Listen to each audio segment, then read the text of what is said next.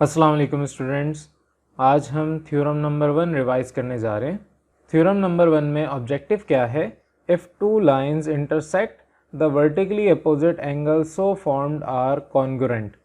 अगर आपके पास दो लाइंस आपस में इंटरसेक्ट हो रही हैं तो इनके वर्टिकल अपोजिट एंगल्स जो आपको मिल रहे हैं ये कॉन्ग्रुएंट होंगे। हमेशा याद रखें, थ्योरम के अंदर आपके पास एक हाइपोथेसिस की स्टेटमेंट होगी और दूसरा उस बेसिस पे जो कंक्लूजन हम ड्रॉ करेंगे उसकी स्टेटमेंट होगी।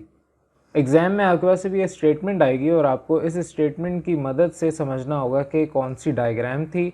वो डायग्राम आपको खुद याद रखनी है, खुद ड्रॉ करनी है। उसके बाद ये नीचे जितनी भी चीज़ें हैं ये सारी आपने खुद से हल करनी है।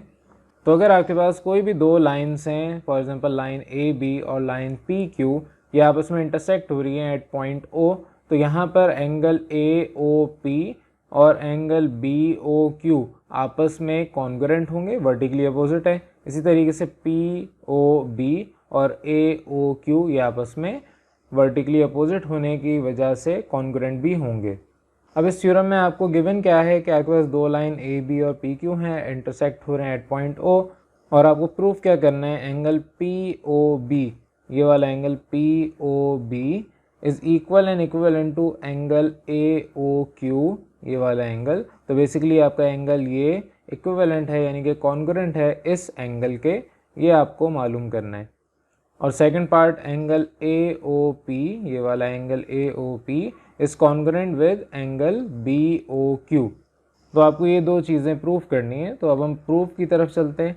सबसे पहले आपके पास यहाँ पर लिखने का तरीका हमें समझना होगा कि आप कोई भी थ्योरम अगर प्रूफ करेंगे तो आप लेफ्ट हैंड साइड पे एक कॉलम बनाएंगे स्टेटमेंट का और दूसरी साइड पे आप कॉलम बनाएंगे उसके रीज़न का। जो भी आप स्टेटमेंट यहाँ पर बताएंगे उसका रीज़न आपको बताना पड़ेगा। तो अगर आपके पास एंगल पी ओ बी और एंगल ए ओ पी का सम लिया जाए तो वो 180 डिग्री के बराबर आना चाहिए। तो अगर मैं अपनी डायग्राम में देखूं तो एंगल पी ओ बी ये वाला एंगल है और एंगल ए ओ पी ये वाला एंगल है। मैं इसको थोड़ा सा क्लियर कर देता हूँ। आपके पास यहाँ पे एंगल पी ओ बी और एंगल ए ओ पी ये मिल के 180 डिग्री बना रहे हैं।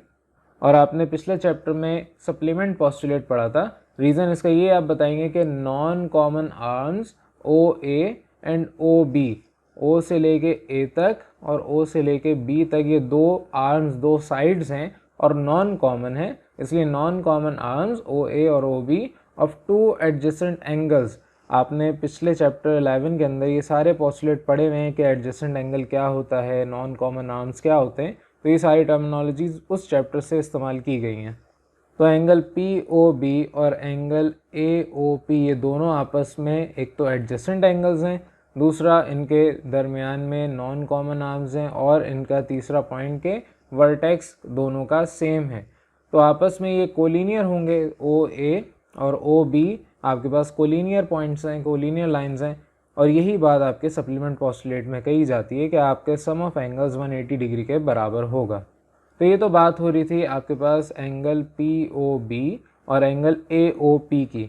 इसी तरीके से अगर मैं यहाँ पर इसी का एंगल ए ओ पी और एंगल ए ओ क्यू ये एंगल ले लूँ तो मेरे पास एंगल ए ओ पी और एंगल ए ओ क्यू के अंदर आपके पास 180 डिग्री बन रहा है। इन दोनों के एंगल को सम अगर किया जाए और यहाँ पर नॉन कॉमन आर्म्स ओ से लेके पी तक एक बनेगा और ओ से लेके क्यू तक दूसरा बनेगा। तो यहाँ पे आपके पास non common arms O P और ओ क्यू हैं और ये दोनों एडजेसेंट एंगल्स हैं। इस वजह से यहाँ पर आप सप्लीमेंट पोस्टुलेट को रिप्रेजेंट कर रहे हैं। आपके पास दोनों का सम 180 डिग्री के बराबर आएगा। अब क्योंकि आपको पता है कि अगर आपके पास लेफ्ट हैंड साइड या राइट हैंड साइड दोनों बराबर हों, जैसे कि यहाँ पे राइट हैंड साइड दोनों की बराबर है, तो मैं कह सकता हूँ कि आपके पास ये पूरी वैल्यू इस वैल्यू के बराबर है। तो यहाँ पर देयरफॉर आपके पास measure of angle P O B plus measure of angle of A O P is equal to measure of angle A O P plus measure of angle A O Q. आपने क्या किया? ये दोनों sides आपस में एक दूसरे के बराबर कर दी।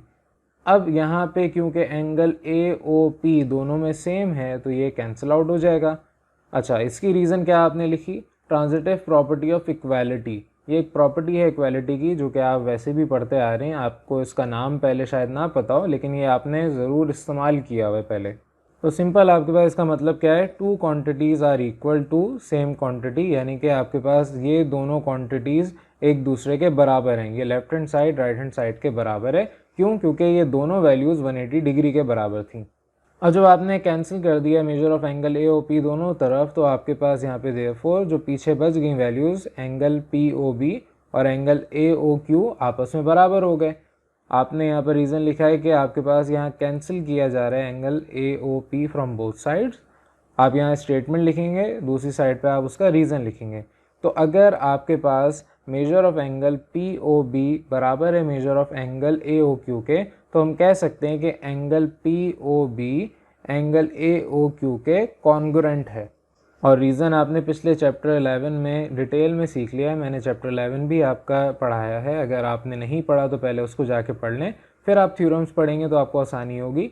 यहाँ पर इसका रीज़न आप लिख रहे हैं, if two angles are equal in measure they are congruent. अब ये आपके पास हो सकता है 70 डिग्री हो, ये एंगल भी 70 डिग्री होगा। अब अगर ये 30 डिग्री हो जाएगा तो असूलन इस एंगल को भी 30 डिग्री हो जाना चाहिए। तो यहाँ पर आपके पास थ्योरम में कहा गया था कि ये चीज़ आप मालूम करके बताएं, प्रूफ करके बताएं, तो आपने इसको प्रूफ कर लिया है बाय दिस मेथड। सिमिलरली जो आपसे सेकंड पार्ट बोला गया था कि आपके पास angle A O P is congruent with angle B O Q, इसको आप by the above process same इसी मेथड से प्रूफ कर सकते हैं। तो एग्ज़ाम में भी अगर आपके पास आता है तो आप यही लिख के छोड़ सकते हैं, क्योंकि आपने एक चीज़ प्रूफ कर दी तो दूसरी चीज़ भी उसी तरीके से प्रूव होगी। तो ये था आपका सिंपल सा थ्योरम नंबर 1। अगर इस थ्योरम में कोई ट्रबल है तो आप पहले चैप्टर 11 जाके अच्छे से पढ़ लें, क्योंकि यहाँ जितनी भी टर्मिनोलॉजीज़ हमने इस्तेमाल की हैं वो चैप्टर 11 के अंदर मैंने काफ़ी डिटेल के अंदर आपको सिखा दी हैं। लेकिन फिर भी अगर कोई प्रॉब्लम हो तो आप कमेंट सेक्शन में मुझे बता सकते हैं। Thank you for watching. अल्लाह हाफिज़।